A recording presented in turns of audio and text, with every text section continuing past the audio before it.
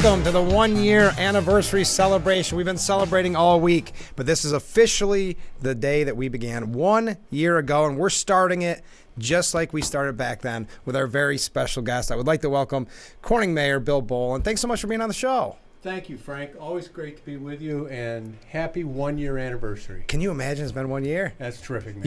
You've had a great year. You've had an amazing year. Absolutely. You became mayor, reelected. Yes. And you went, we just talked about last week, San Giovanni Vardana. Appreciate it very much, the opportunity to share. That was great. Yeah, great. So I just got a couple, I almost want to say generic questions, because sometimes we get into the nitty gritty. Let's have a little fun with this one, although we did have a lot of fun last week talking about the trip. But, and I do want to start also by saying I appreciate you being on the show a year ago, just like I do having you on today, because it was sight unseen. We had no idea what it was going to look like, you or me. That first day. So I do really appreciate it. We did all right, right? Yeah, we did great. I look forward to always having you on. That's where I want to start. So you just got reelected for 4 years. What do those next 4 years look like for you? Well, it's actually 2 years. Oh, yeah, that's right. I forget your 2 years. We did, the city council did recently change it to 4 years, but I made sure that it didn't benefit me. It'll start in 2025. Right. But the next 2 years are really going to be focused on something that is extremely exciting. It's an update to the city's comprehensive plan. It hasn't been done in 20 years. It's a fresh look. All the stakeholders of the city have gathered together, work for maybe take a year and a half or the full 2 years to really take a comprehensive look at what our community is and what we would hope it and want it to be 5, 10, 15 years in the future. It's an extraordinary opportunity.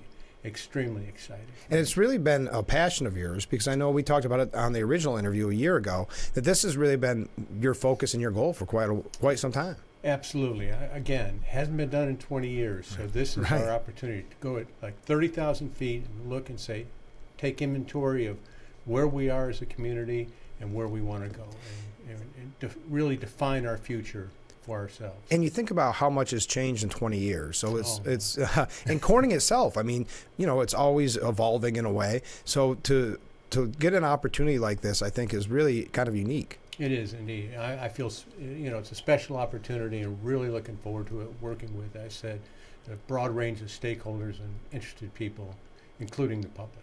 Now you said you're not running again for re-election. So when you look back at your career, and I know we have the comprehensive plan to look forward to in the future, but when you look back at your career, what has been maybe the proudest accomplishment? A number of things come to mind. The housing strategy, which we did about 3-4 years ago, was very important. It led to the Corning Housing Partnership, which was a public-private partnership, which led to the improvement of many, many houses throughout the city and created a model for us going forward to revitalize our housing, because there's no economic model to tear a house down and rebuild it in the city of Corning. Right. So you have one option: you got to fix it up. Another thing that we're working on right now is the development of a public art strategy. That's been near and dear to my heart. I was chairman of the Public Art Committee for a number of years, still participate on the committee, and we're just about to recommend to the city council, actually we have, and the city council has endorsed a public art strategy for the city of Corning. Very, very exciting development. And what a great idea, because if you look, I know we're going to talk about this later on the program. I think tomorrow I have a guest on about the USA Today. You probably saw that. You have the opportunity to vote for Best Small Town Culture Scene, which is Corning. That ties in with kind of the art community and what we've become in 20 years. Absolutely. I mean, we have a vibrant cultural scene, of course, centered by Corning Museum of Glass and the Rockwell Museum. But my point, I guess, would be, culture is embedded deeply in this community in a way that a community our size just really doesn't see, whether it be the arts, dance, theater. It's all here. And, I would just encourage people, go out and vote. You can vote every single day. Go vote for the city of Corning. And we're very much like a big city with all the positives of a small city. Absolutely. I mean, to think of how many opportunities you had. I had friends from out of town because they wanted to go see the Corning Museum of Glass on Saturday. And I sometimes forget because, when you're local, you don't always go to these things like you should. The opportunity that you have going over the Corning Museum of Glass and really walking distance from where we are right now is just amazing. And Rockwell, of course, as well. Of course. Yeah. And you can go to those museums and spend days. Yeah. More it's than overwhelming. It really is. Absolutely it is. And it's a rare privilege And like you said, I think sometimes we take it for granted, but whenever I've had the opportunity to go over there, there's just so much to explore and learn. There really is. Now here's a tough question. Yeah. Looking back, because when you first ran, I remember that you were on the radio show way back then. When you first ran, what has surprised you the most about being mayor when you look at it today? I think the opportunity to represent the city at various things, whether it be the Chinese New Year, India Day, the Scots have Tartan Day coming up, NAACP events over the years.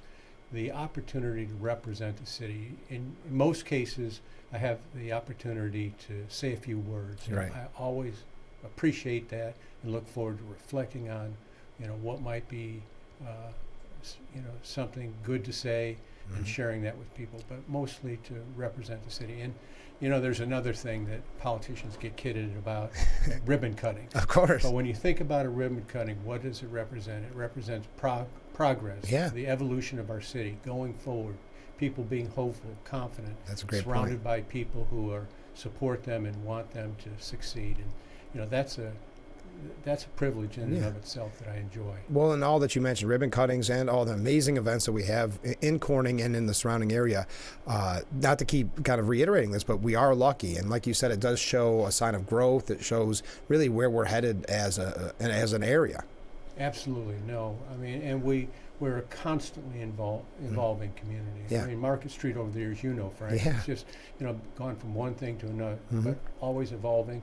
And look what we have today, one of the great markets, one of the great main streets in America. And you can tell it is when yesterday, when it was so beautiful out at lunch, I mean, just everybody wanted to get out. And it's always nice to get to look at the businesses again. If you've been trapped inside for so long, that it's nice to walk down and go, what's changed? Has there been anything that changed? And one of the things our tourism folks will tell us, unique to Corning, is that when people come to Corning, they come back. Yeah, that's really tells a lot about the development that we've had and the product that we show destination visitors. Yes, I couldn't agree more. And just to see my friends as they and their families were getting to see Corning, not for the first time, to your point, but really take it all in for the first time. It was kind of neat to see it through their eyes as someone like you who has spent so much time on Market Street, so much time in Corning. It's nice to see what people think that are coming from out of the area. Absolutely. And they're so impressed. I've never heard anybody disappointed in the trip to Corning. So one of the other things we've talked about in the past, and I want to kind of touch on this for a moment, because early on in the program, my goal was, and I said it on the air, I think that first day, was to make this all about community. And that's why I was so glad that you could be on that first episode. But it's about community. And you're not just involved as mayor, but I know you're very heavily involved in Rotary. And so I would guess what I would say or ask you is, what would you say to somebody out there that's thinking of getting involved in their community? Well, I'll give you another example. I've been a Meals on Wheels. Oh, that's right. I deliver once a week for about 14 years. Oh, wow. I mean, that's an opportunity, and there are lots of them through various service agencies. There's so many. Exactly. And it doesn't require a huge commitment of time. My commitment for Meals on Wheels is about 2 hours a week. Okay. But there's an opportunity to just plug in and serve your community. And reach out to the various agencies. They're always looking for volunteers. And again, just so many opportunities to contribute to the community if you're looking for that. And I really encourage people to do that. And there's really a lot of need right now. I'm on the Salvation Army board. Absolutely. And you see the numbers from there. You see the numbers, Meals on Wheels. And when I talk to members of Rotary, there is such a need in our community. And that's throughout the whole state as well. But there's something rewarding, but also, I guess, touching in a way when you get involved like that and you see your fellow community people that are in need and have that place to go. And just reflecting on Meals on Wheels again. And again, exactly. There are many different organizations, but my own experience is that when you take a meal to an elderly person that's shut in, you may be the only person that they see during the day. And to take that 5 or 10 minutes to engage that person, share a little bit about what either their concerns, their life, their happiness, is just an extraordinary experience. Not just for them, but most importantly to them, but also, in this case, to me.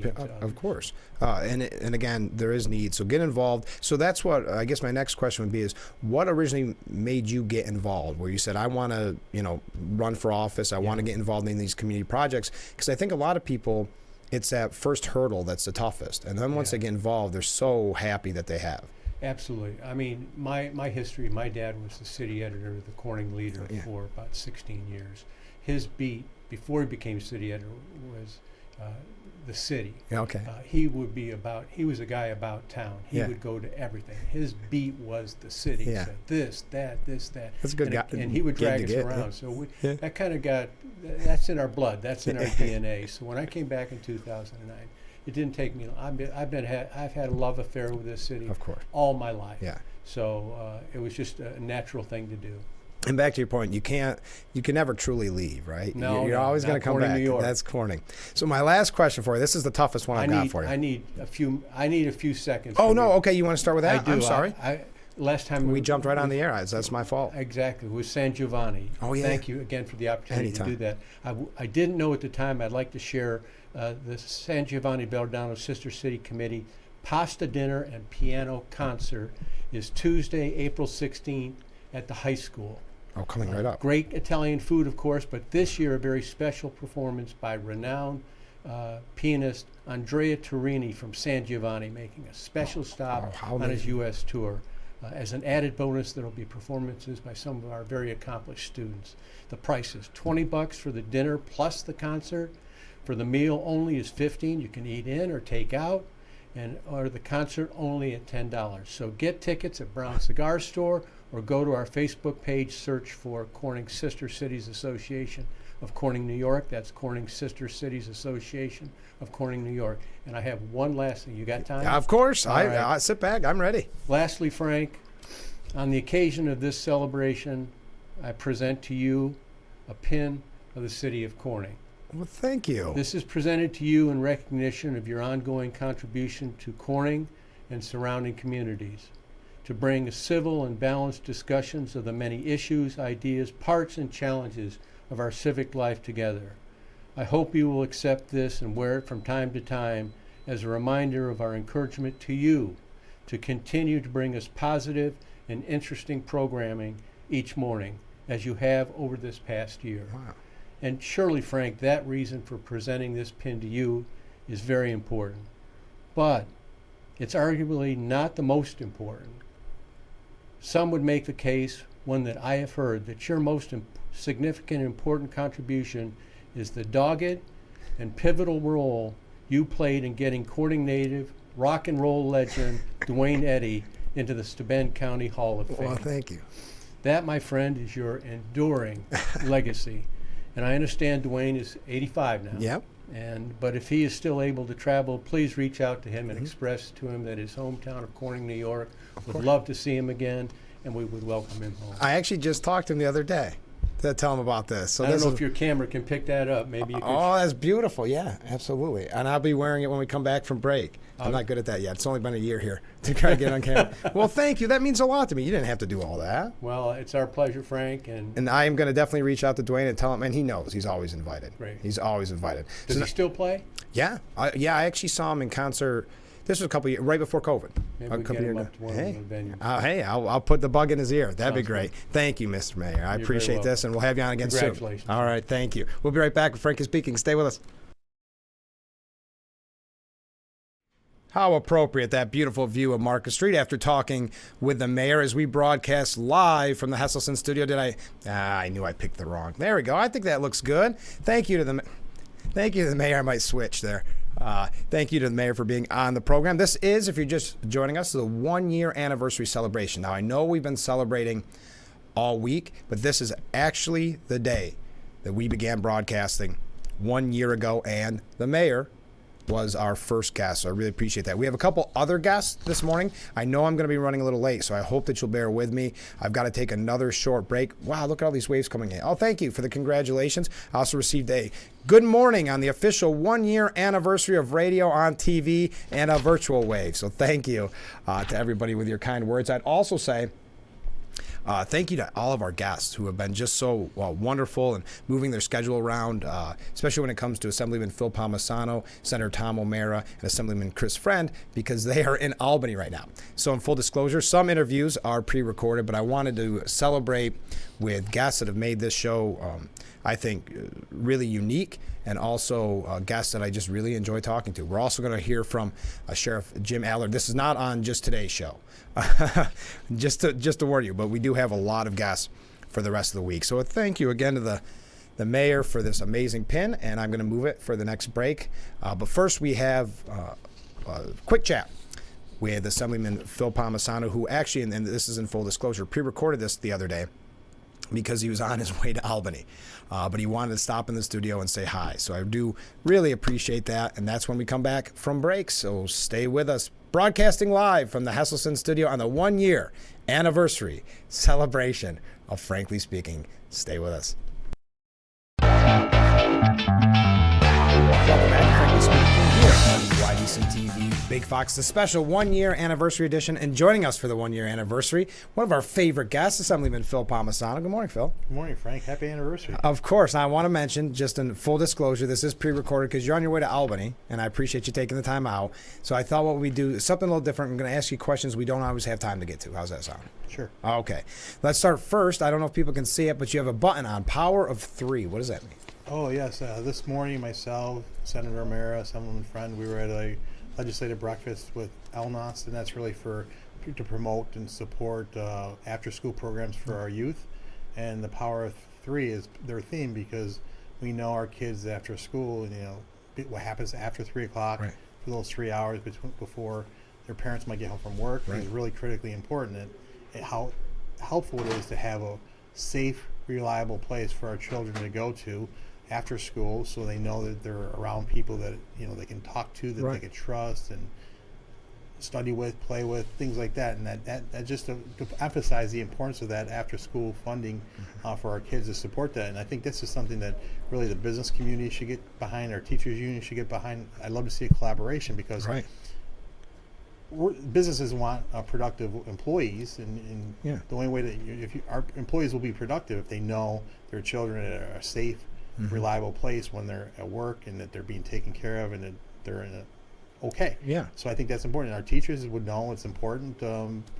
Helps them with their students as far as learning, because it's an extension of the learning process at 3 to 6. So I just think I would love to see more of a collaboration of this. This seems like a common sense investment. With what they're asking compared to what the governor's proposing on some of her spending, whether it's like $2.4 billion for migrants, $700 million for the Hollywood right, film tax credit, $150 million for floating swimming pools. right. I think investing in our youth, and that'd be something that we could really make a solid investment that would actually pay dividends to the families, the kids, and to our business community as well. Especially at a time when we've talked so often in the national news and local news about the detrimental effects of COVID on the education system, with that learning curve, if you will. So having that extra time to study and of course the camaraderie of your friends and things like that, it couldn't be more important at this time. Right, absolutely. And we know that COVID really, before COVID, some of the issues that we hear about with our youth, social skills, mental health, just trust issues. Yeah. That was a challenge before COVID, but it became exacerbated after it. And we heard from the providers, we heard from youth how having that relationship and having that trust factor and helping to enhance those skills, those interpersonal skills, which will help them be successful in the future, and to see smiling faces, because during COVID we know they had the masks on, you couldn't see the expressions, you couldn't see whether they're happy or sad. I know. So and it was nice to see a video with kids that they put together for us and talking about the importance of these after school programs for their well-being and for their happiness. And I think it's just a worthwhile investment we can make and should be making in the development and success of our youth. And we've talked about it so often, Phil. Last time you were on, as a matter of fact, the priorities. And it just seems like sometimes with the numbers you've given, the priorities are a little out of whack sometimes in Albany, doesn't it? Yes, absolutely. I mean, the governor's proposing $100 million to fund this program. They were asking for $200 million. Yeah. And I'm not saying $200 million isn't a lot of money. Oh, right. But in the context of a $233 billion budget, in the context of the governor proposing $2.4 billion for the migrants, in the context of the governor proposing $700 million Hollywood film tax credit for the Hollywood elites, I think people would rather see some of that funding spent back here to help our youth. Okay. And I just think we can do a better job of it. And I think if we could have a better collaboration between these organizations and the business community and even our teacher educational institutions getting on support of this, I think we can be successful in delivering on this in the future. Another question, and we play that great video about the CHIPS funding, and the pictures. I look forward to this every year when everybody comes up and visits you in the pictures. CHIPS funding has been something that's so important to you, and I think we talk about it quite a bit, but people are confused really what it is, I think, because you and I have talked about it for so long, and we might get into the weeds. Could you tell us a little bit about why you're so passionate about CHIPS funding? Sure, and basically the acronym of it is the Consolidated Highway Local and Street Improvement Program. And this is money that really comes from the state of New York that goes directly to each individual local municipality, Corning, Irwin, or now wherever it may be. And that money really goes to those local communities, and they use that money to help improve their local infrastructure. They make the decisions on where to fix what roads, what bridges, or culverts, and it's critically important. I always view this program as almost like a mandate relief. If the mandates come down from one, it's direct assistance to help our local communities fix these programs, and it's critical, Frank, because really, when you look at just the facts of the information, 87% of the roads in New York State are owned and maintained by our local municipalities. 52% of the 18,000 bridges are owned and maintained by our local municipalities, and these investments are critical. We talk about the MTA a lot during budgeting and transportation, and I'm not disputing the MTA is vitally important. I mean, I have Alstom and Hornell, we have CAF, or Chemung County. These are critical investments that are needed, but we want to see parity. And just as the MTA is a lifeblood of the downstate transportation network, CHIPS is definitely the lifeblood of the upstate transportation network. Sometimes CHIPS money is the only money these local communities have to fix their local roads, bridges, and culverts. And the governor in her budget, for some reason, again, budgeting is about priorities, decided to cut $60 million from the CHIPS program, which would be a 10% cut, and that cut would be have a devastating impact on local communities, their ability to get critical infrastructure work done. It would be a devastating impact on our property taxpayers, who would really have to foot the bill for that gap if they want to continue that level of investment. And it really makes no sense. So, a month ago we had a press conference here with Chris Friend, Senator Mayor, and myself to kind of put attention to this issue. My colleagues have been doing that around the state for the past 3 weeks. And this week, we had over 700 highway superintendents come to Albany again with their orange shirts to talk about the importance of how local roads don't just matter, but they also are essential. And those are their themes for over the years. And they came up to advocate and say we need this critical investment, and to call attention to the governor and the legislative leaders, hey, we need to deliver on this, because if this cut goes through, it would have that devastating impact. So we had it. We sent a letter to the governor back in February, and not just the governor, the legislative leaders, and also the respective transportation chairs of the two committees in the Senate and the Assembly, to put a spotlight on this issue, saying, hey, this needs to be a priority in the budget cycle, because if this cut were to go through, it would be devastating. And we're not just talking about restoring the $60 million cut. There needs to be an additional investment. Critically, $200 million would be helpful, and we bring us some parity back between the MTA and the DOT capital budgets. Like the DOT five-year capital budget right now that we're in is $32 billion, but the MTA five-year capital plan is $51 billion. So there's no parity between the funding in the MTA and the DOT, and we need to make sure this becomes a priority.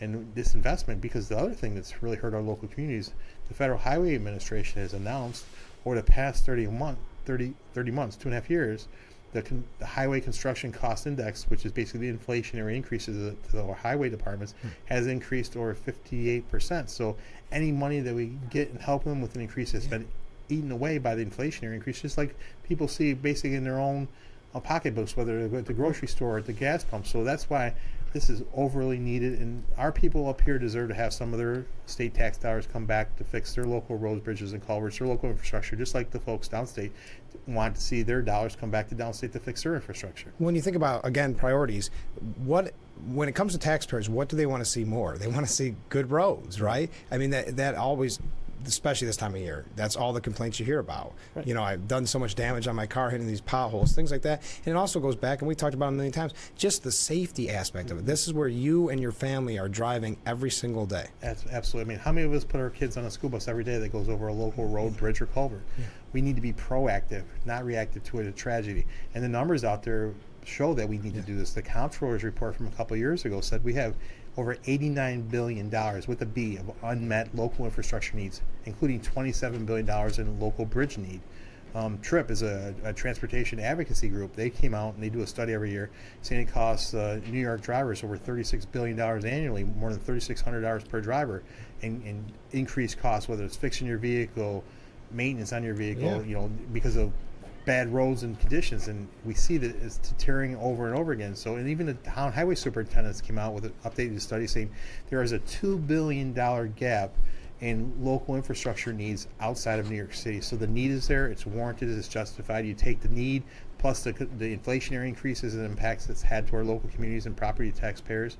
This is a worthwhile investment. And it's impactful, it's public safety. I mean, an ambulance or a police car going to an emergency, if that bridge or culvert or road is out, what are you supposed to do? And I always say too, every dollar we invest in the CHIPS program is one less dollar that comes from the local property taxpayer. Every dollar we invest in the CHIPS program, it saves $6 to $14 in long-term rehabilitation costs. This is a worthwhile investment, and I think this is something the public would certainly support. Absolutely. We got to take a short break. Stay with us. By the way, I like the video showing you back in 2014, leading the charge. That was good. Yeah, it was fun, but a little younger. We'll be right back with Frankly Speaking. Stay with us. Welcome back to Frankly Speaking, the one-year anniversary edition. We have Assemblyman Phil Palmesano here in the studio. It is pre-recorded because obviously you're going to be busy in Albany. Excited? Is that the right word? Okay. I won't let you use the word you want to use. Tell us about something, because we don't always have time to talk about this, and it's always a point we try to bring up, and sometimes we run out of time. But your passion and your dedication to the cause of Donate Life. Oh, yes, I appreciate the opportunity to talk about that. And as April gets closer, April is, every year is like National Donate Life Month. We do a resolution in the legislature to proclaim April as Organ Donor and Tissue Awareness Month. It's certainly a very personal issue to me. My sister Teresa was a 2-time organ transplant recipient. She had juvenile diabetes, which impacted her body. So she had a kidney pancreas transplant back in 2000. And then that lasted for a while. And in 2006, I had the opportunity to donate a kidney to her. But I've told people, my sister is a lucky one. She had 2 transplants. A lot of people don't even have the opportunity for one. And I didn't know how bad the numbers were, Frank, till I got up to Albany in 2011 and walked on the floor and saw some of the statistics. So we've made it a point to really focus on this issue to help bring awareness and education to the public. And we've made some progress over the year, but we certainly have a long ways to go. Like right now in New York State, there's about 8,000 New Yorkers waiting for an organ transplant. Some 1,300 have been waiting for more than 5 years. The average the donation rate in New York State is 46%. It's the national average is around 64%. Wow. There are 52 registries across the states and territories. New York's number 50 out of 52. And when I think of these numbers, but probably the most important statistic that we should know is that one person who donates at the time of their death can save up to 8 lives and impact the lives of up to 75 others. And that's a very powerful number. Yes. And I know some people don't like to think about this issue because you're really thinking about one's own death. Right.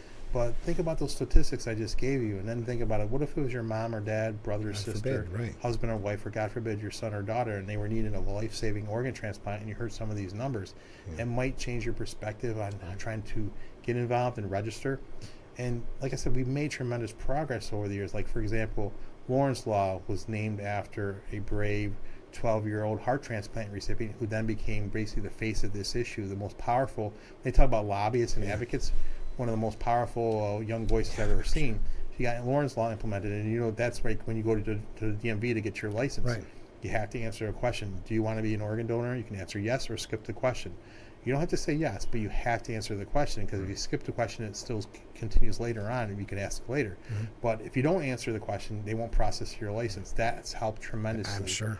The other 2 areas I think that had a significant impact is several years after that, we allowed 16 and 17-year-olds to register their intent to be an organ donor. Now, God forbid something were to happen to them, that decision rests with their parents. But it certainly focuses a serious conversation that kids might want to have with their parents, and vice versa, to know their interests. I mean, I've talked to family members before. They said, I don't know how I would handle, but then when I found out my child wanted to do it, it made it much more clear for me. So by doing that, I think that helped get more attention to the issue. Sure. And the other thing that we've done that really has helped transform the process, now you can register online. You go online, answer some questions, some security things, and then you will be signed up. So, and I firmly believe we can make a difference with this. We are making a difference. And over the past 10 years, compared to when I was in 2011, I said our donation rate was 46%. Back in 2011, it was 23%. Wow. Back in 2011, we had 51 or 52 registered. We were 51 out of 52, so we moved up a little bit. But when I talked about number of people on the wait list, I would talk about over 10,000, not nearly 8,000. Yeah. When I talk about the 5-year wait list, I would talk about 1,700 waiting for 5 years instead of 1,200 years. So we have made progress, and we continue to do so. But we have to get that question in front of people and ask them the question. So I guess if you're listening, if you're an organ donor already, I would say thank you. If you're not, I would just ask you to consider it, talk to your family and friends about it, because really, in Albany, we talk about a lot of issues, but this issue is about saving lives. The other issues, can be political, but this just makes sense. And if you have those discussions, those honest discussions with your family members, and I think we can make a difference. And some people have said, why don't we just do an opt-out? Like, you're an organ donor unless you say you don't want to be. And I 100% disagree with that, because organ donation, it's a gift. Yes. It's a gift of life. You shouldn't be persuaded or pressured into it. You should be wanting to do it willingly, because you know the impact it can have on other people's lives. So you should never have an opt-out for that. You should opt in. But I believe more and more New Yorkers will continue to opt in as long as we get that question in front of people. And I think we should put it on all the forms we can. When your health insurance, we talk about DMV, when you register to vote, your tax forms. I mean, we tried to move that way, and it got the tax and finance didn't like it, so then it got declined. But we continue to educate and make people aware, and I think the more we do that, we're going to do a better job, and we can and we must do better. And I think working together we will, and we'll see more and more success, because it's about saving lives. I just have a couple more questions for you, Phil, and I'm glad that we had time to talk about that. All right, this one is completely different, but just the other day there was 2 or 3 pieces on Empire Report that I found very interesting, and that just to kind of boil them all down, I just wanted to get your initial reaction to it. Governor Kathy Hochul blames judges for misunderstanding the bail laws. Then we heard that she said, well, this was a law that was done under Cuomo. And you're never going to hear me agree with Cuomo spokespeople, but Cuomo spokespeople said she's not an innocent bystander anymore. It's been 3 or 4 years. It's not Cuomo's fault anymore. What's your thoughts when she says that judges don't understand the bail laws? First of all, ridiculous answer. Not an answer of a leader. It's a leader, supposed leader who wants to point blame and diffuse the responsibility that she has as the governor of the state. If she was serious about helping this issue, the fact of the matter is, judges in this state, we're the only state in the country that does not allow a judge the judicial discretion to hold someone if they're dangerous to a community. But the legislature, the progressive legislature, and the governor took that ability to do that. Now we are the only state in the union that does not allow judges to take that into consideration and allow them the discretion. Give the judges the discretion. To say that judges don't understand, they understand the law, quite clear, because the law prohibits them from setting bail on certain crimes. And the fact of the matter is, we saw it with the Venezuelan individual who murdered the Georgia Stewart Laken Riley. Yeah, and then you have that's the thing, and I think that's why she's bringing it up. There's been horrific story after horrific story in the last couple of weeks. I mean, there's a whole laundry list in some of these. The release of the people that were found with body part suspects, story after story after story, and she's still trying to fake everybody out with that. No, I'm tough. I am tough, and I just don't think people are buying it. No, absolutely. I mean, they had the illegal migrants that assaulted the law enforcement officers, and then they left the courtrooms sticking up their middle finger, and then the next thing we know, they were probably on a bus to California, another sanctuary state, sanctuary city. And our governor has embraced the sanctuary status of the state. She could do something she could end Governor Cuomo's executive order that allows that prohibits our law enforcement from cooperating with federal ICE officials. So when an immigrant commits a crime, they would be able to communicate with ICE and deport them or penalize them, but they are not allowed to do so. No. So there are steps she could take as a governor of state. She doesn't want to leave. She wants to deflect blame. She has the ability to do it as a governor of state to address these issues, give judicial discretion back to our judges, get rid of the sanctuary state, and allow our law enforcement at every level to cooperate with federal ICE officials. That's just not leadership when you point blame. I know. All right, this is the last question. This is out there. This is going to be deep. I've interviewed you probably hundreds of times at this point, right? For 14 years, give or take. Hundreds of times. Has there ever been a time where you said, darn it, Frank, I wish you would finally ask this question of me? What would that question be? Really? I'm I'm kind of drawing a blank here. I don't know. I just asked them all. That's how good of an interviewer I am. You are a fantastic interviewer. I enjoy it, Frank. Listen, I mean, I honestly can't think of a question that you could ask me right now. All I will say, if it allow me the minutes or time I have left, is it's really been a privilege to work with you from radio now to TV. Yeah. You certainly are a tremendous asset to this region. You help bring information and clarity to the people in the public. To have this show to wake up to, just like with your radio show. Thank you. You discuss important issues that impact people's lives, and sometimes they don't get that from the traditional media, obviously. Yeah. So you to have these discussions and bring community awareness to the public, I just can't thank you enough. I mean, you're not just a good friend, but you're a great person and certainly a great servant to the community. What you're doing is really truly public service. Wow, thank you, Phil. And that's the question I was hoping I'd get from that answer. I was hoping. Phil, you know, I really appreciate this. The fact that you always try to make a point to come into the studio, of course, I appreciate that. And the fact that you joined this show sight unseen when you first came on, not knowing it was brand new. You didn't know what it was going to, I didn't know what it was going to look like. So I appreciate you always being on and always being there when people have so many questions. You're a fan favorite, you know that. And we're going to start Phil Fridays back up soon. So Phil, thanks so much for being on the show. My pleasure. Enjoy Albany. Congratulations again. Happy anniversary. Thank you. We'll be right back with Frankly Speaking.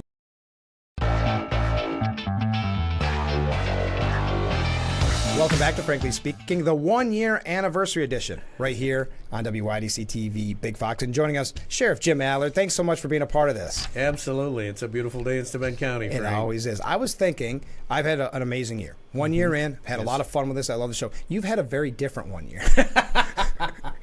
Well, if you know me, you know I have fun no matter what. But you're having fun, and that's all that matters. Yep. It has been, looking back at it, I know it's not a year-end review because here it is March, but it has been kind of a roller coaster of emotions and ups and downs for you. I can't pretend that August and September and October of last year were not difficult. Right. And they were extremely difficult on my family. Of course. And, my character was being attacked, and my reputation was being attacked, and all of that takes a toll on you. And but when you're following the law and doing the right thing, you have faith that everything's going to come out, that the truth will come out, and everything will work out like it's supposed to. And I've had that. I've never lost that faith. No, you do have an amazing attitude, because a lot of people, just from the jump of what you knew would cost you a lot of money personally at first, at least, a lot of people would have almost been discouraged at that point to maybe not go on. And then you're not only going on and fighting it, you're saying, I'm going to run for re-election too. Right. Yeah. Yeah. It's impressive. Yeah. This is my anniversary. You're supposed to be bragging me up, not me bragging you up. And wow, the great help of Frank. I couldn't have done it. I couldn't have done it without you, Frank. No, it's one of those things that you look at it and you say, in our lives are short. Sure. And we only have a certain amount of time to achieve what we can and to make the difference that we can for our communities. That's kind of the way I look at it. And the important thing for me is the work we do at the sheriff's office, not the political maneuvering that goes on other places that affect us. Right. And I've never endorsed a candidate. I've stayed out of the political fray to that end, maybe to my detriment. I don't know. But I feel like what we do is so important. What the deputies and correction officers do is so important. That's the real issue for me, is the performance of our folks. As far as all the political outside maneuvering, and that's not important. No. And I had one of the investigators come to me and say, how can you be so cheerful every day with all that's going on? I said, because I'm very lucky. I can compartmentalize what's important and what's not. Right. And what's not, I just don't spend energy or time on. No. So and it's amazing, because you've been saying it from the beginning and your various press releases. I mean, really, at the end of the day, this is about serving the people of Steuben County. We're public servants, 100%. And that's what you've been focused on. And that's, thank heavens, that's what your office has been focused on, too, because something like this can very much get you down, or morale down. I'm not saying probably morale's been perfect, but I'm also saying that, it's good to see that we have faithful people in there that are willing to keep doing the good work while all this other stuff is going on. I had a general tell me one time that morale's very simple. He said it's three things. It's have an important job, have the tools and the training to do that important job, and then have the appreciation of those that would lead you in doing that job. That's great. So our folks have all three of those. regardless of what happens in other parts of the county government. Sure. But within the sheriff's office, they have those three, and I think that's it. There's a lot of truth in that simple statement. I like that we've skirted around the issue. So if someone is like in Chemung County has no idea what we're talking about, I Right. love this. Do the research. Watch the old Frankly Speakings. That's what you can do. Yes, So they're all wait, online. You're running for re-election. Yes, sir. What are you looking for in the future? Like what, with your next term? So this term is about solidifying all the programs that we've started. Which is a lot. And there's over 30. Yeah. Over 30 new programs that we've started. It's really about, so the skeleton is set now, and now we want to get some flesh on the bones. Yeah. And get everything solidified so that when I hand off the keys to the next person, they don't have to fight the same battles I've fought. Right. They can take this hopefully finely tuned machine Right. and move forward with it and continue to improve the performance. I tell our deputies all the time, the only people you're in competition with is yourself. Right. Do better service today than you did yesterday. Do better service tomorrow than you did today. Sure. And I want to be in a position to hand that off to somebody that's in our program Yeah. that can continue on with it. Mhm. Excuse me. We're by the end of this year we will be fully accredited on all phases of the office. Oh, wow. So for the first time in the history of the sheriff's office, we'll have law enforcement accreditation by the end of this year. Wow. We'll be the only accredited agency in Steuben County, and I think that is going to be a beacon to other agencies to follow suit. Well, how can people not only help your campaign, but help the sheriff's office? I know sheriff's office apply for corrections officers, but we need people. I know. But in general, how can they help you? And I think it's important to say help the sheriff's office. So one of the programs that we started was we have a community group called the Sheriff's Foundation, which is a 501c non-for-profit that their whole purpose is to raise money Okay. to support training and equipment for the sheriff's office. That's nice. And it has a civilian board, Yeah. and it's run by folks that care about the sheriff's office. Right. Not only support me with petition signatures, but if you want to make a donation, make it to them. And they've purchased our last 4 canines. Oh, really? Through every canine we've had has been entirely through donations. I knew you had mentioned that. And no taxpayer dollars for the initial purchase. But that's one way you can support us too, is because if there's something that we need and we're not going to be able to get it through the county budget, Right. they step in and make sure that our folks have the equipment and training that they need. Well, great. Well, thank you for being on the anniversary show. Thank you Yes. also. I'm trying to say this to everybody. Thank you for coming on the program originally, sight unseen. No Yep. one knew what it was going to be like. Oh, I knew what it you was gonna trusted be me. like. Yeah, I know. Did it disappoint? No. Okay, it good. Was, so I want to thank you real quick, Frank, for what you do. In this world, our local media outlets are shrinking. The newspapers are Yeah. they're a ghost. Yeah. And they're run out of Rochester. If it weren't for folks like you, no one would be presenting the local media coverage. All of these issues, local issues, would be uncovered, or would have no one talking about them. And the fact that you weave in national issues, state issues, with local issues, I'm so happy to see you doing this. Well, Please keep doing it for another 10 years at least. Yeah. Talk to And, management. But no, they've been great. So. But it's so important today with the shrinking media outlets. Somebody's got to have that local voice. Well, and it's sad, not just for me, but in general, when you talk to people that know so little about the candidates they're running. My biggest thing has always been, even back in radio, get every candidate on that you can have so that you can learn, because where else do you learn it? Right. And I think that's something that the more locally focused the media is, the better off we all are. But unfortunately, I think it's going 100%. And I also think it's very funny that you, Joe, and Phil have like a fan club on the show. I get seriously concerned. The I get emails Joe and I get. Phil. I don't get me. It's constant in my emails when you guys are on. You should have them on every day. Well, that's not my show anymore. That's your show. Well, Then it becomes the Joe, Phil, and Jim show. yeah, I like it. I said let's do it. Well, thanks again. Thanks so much for being on. No worries. I appreciate your support. All right, we'll be right back with the anniversary special after this. Stay with us.